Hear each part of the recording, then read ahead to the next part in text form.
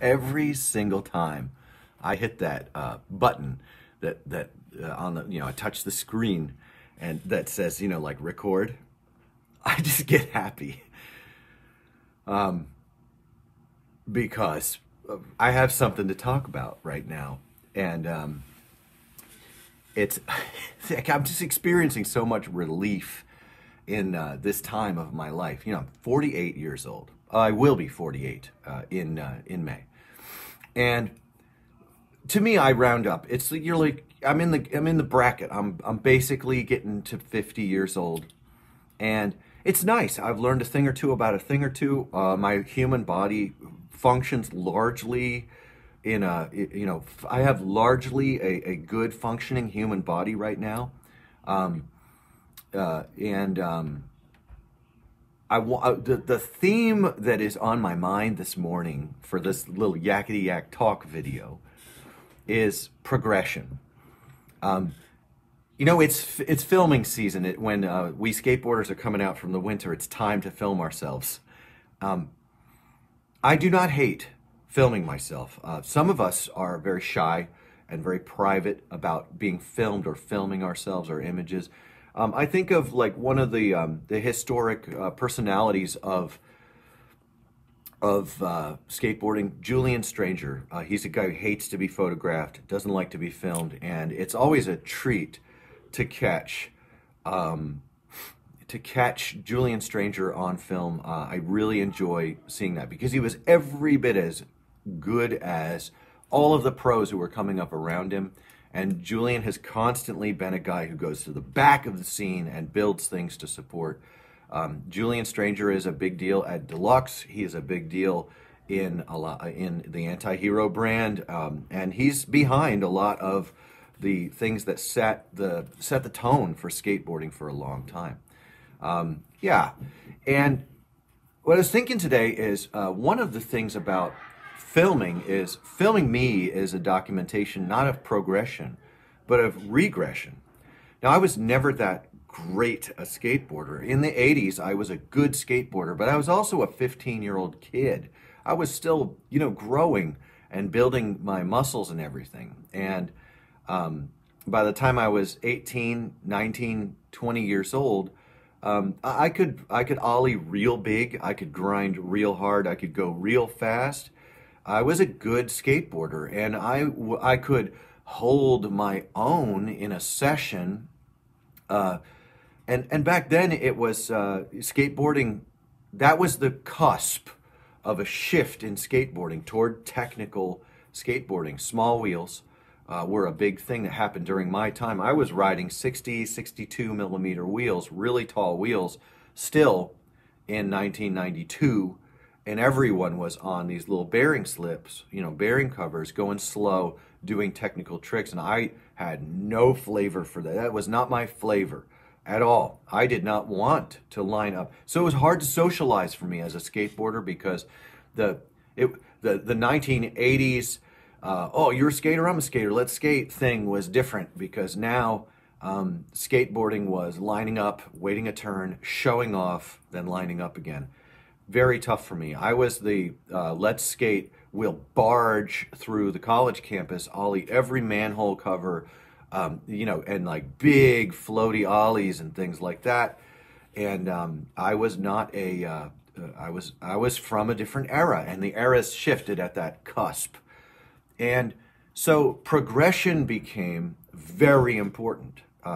You see people like Guy Mariano at the center of this, people who became household names in that era, whose names I didn't learn. I really went off grid.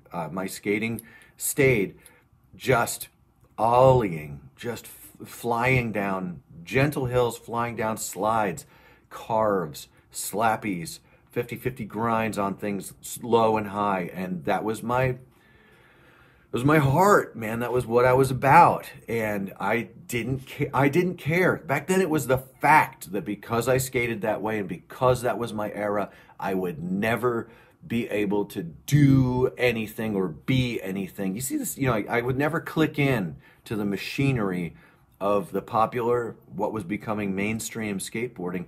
And since then, skateboarding, it's been 30 years now, and skateboarding has mainstreamed. And I don't mind. I don't mind at all. More is more. These are anti-suicide sticks. Honestly, people who love technical progression they're doing something that is very valuable and good. I can't affirm it strongly enough as I make this video about progression. There are channels and there's media out there to help kids and big kids progress daily and grow their skateboarding. And as I say, I'm for that. I'm not only. Here's the thing. I'm not regressing in a stark contrast to that progression. Okay, I'm not. But I am regressing. I'm not progressing. To me, progression is. The other day I was at the skate park and there were some parents there, and I said to the parents, I've forgotten more than a lot of these kids have learned. That is not exactly true. It's a little bit of hyperbole because I've never done some of the tricks these kids are struggling to learn right now. But right now I'm struggling to get back the ability to bring my knees up to my torso because I still have a hematoma in my ribs from 2 rib breaks this year. Yeah, this is me, and I like it. I'm happy. I don't mind that I can't do things I used to do. And I think there we find a point of art. We find a point of focus that is profitable for us. Do I ever sleep? Someone asks. That's the goddamn it, Lou. Anti-suicide sticks. I had severe PTSD and crawled into a bottle after I lost 7 friends. I see this comment. I wish it would be on the YouTube as well. They are anti-suicide sticks. I'm telling you guys, be good to each other out there. And if somebody is harshing on a kid, stoke them up. If someone's harshing on a girl or a fat guy or an old pad dad or call him coach dad or something like that, get in there. Give a good word because people are skateboarding because some people are skateboarding because they are broken. This is what I relate to. Because the brokenness of my soul and my life, my vulnerability, needs play. When I'm out there, I consider it a very serious thing for anyone to be negative to anyone else in skateboarding. That said, I have been known to heckle. You'll notice my heckling is always twisted in a way of being affirming. All the time. It's a whole different deal.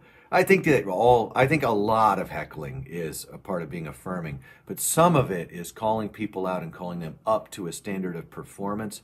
My heart is no. Standards of performance need to go by the wayside. It's gotta be fun. And sometimes fun can be very hard work. Sometimes we have to push through some very hard stuff. So I wanted to affirm regression today. I wanted to affirm that it is beyond valid to be a regressing skateboarder. Injuries, chronic wear on the body, age. A lot of people are heavier right now. I'm heavier right now because of COVID-19. Some of us are chubby guys out there trying to learn how to skate, and buddy, we just don't keep speed. We just don't have spring and pop in our steps. Our knees are creaky, our backs are weak.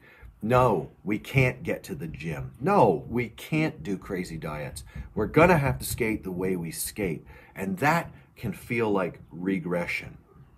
And I wanted to affirm regression as a perfectly legitimate trajectory in our lives. Because ultimately, even though at going on 50, I'm in pretty good shape for a human body, we are all going to hit the geriatric phase. I have it. It's, what'll it be, 60? So will it be 65? When will the diminishment be upon me? It will come.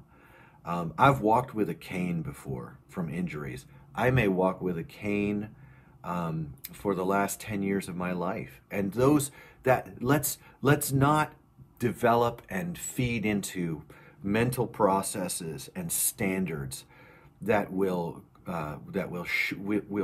be unprepared when we hit the late stage of life.